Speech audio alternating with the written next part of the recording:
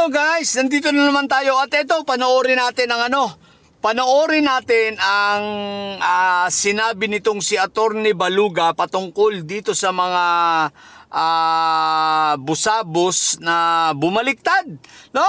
Tingnan natin kung ano ang sinasabi.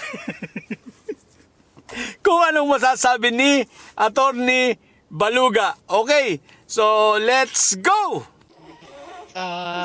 Ang masasabi ko dyan, alam ninyo, apat na bumaliktad na yan at may babaliktad pa raw. Sigurado ko nabayaran niya nabigyan niya ng malita. Nakatanggap ng malita yan, nakamatanggap ng malita yan sa administrasyon at siyempre kami ay hinaharas kasi ayaw nilang lumabas ang katotohanan.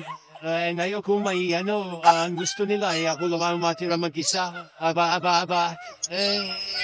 Para lugi naman ako kasi pumayag naman sila sa usapan tapos ngayon iiwanan nila ako porque nakakulong na si Mike.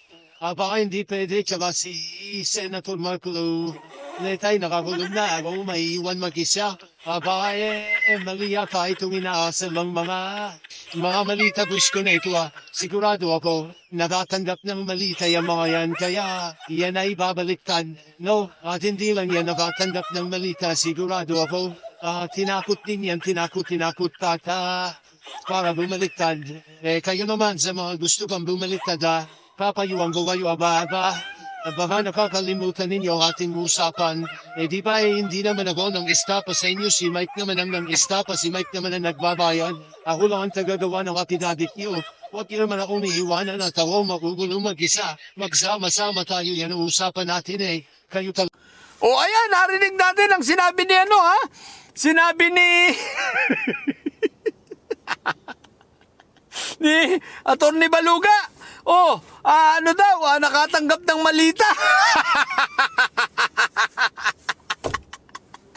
Mga didilis. Malamang yun ang sasabihin ni Attorney Baluga, nakatanggap ng malita. Tapos tinatakot yan ng Malacanang, tinatakot ng administrasyon. Di ba ga? At least gawa na kayo ng bagong naratibo. Sundan nyo na ang sinabi ni Attorney Baluga, mga didilis. Sige na. Simulan nyo na. Sigurado, may mga bagong narratives na naman itong mga didilis na mga inayupak na ito. Mga siraulo to Di ba? Nakatanggap ng malita, tinakot ng administrasyon, ganyan ang pagkagawin niya mga watek. So ilan muna?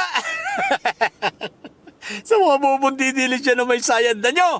Ang tatay nyo ay preso, ang pipi nyo ay bobo. Manatili kayo mga bobo at may sayad sapagkat ang may sayad ay laging high blood. Bye!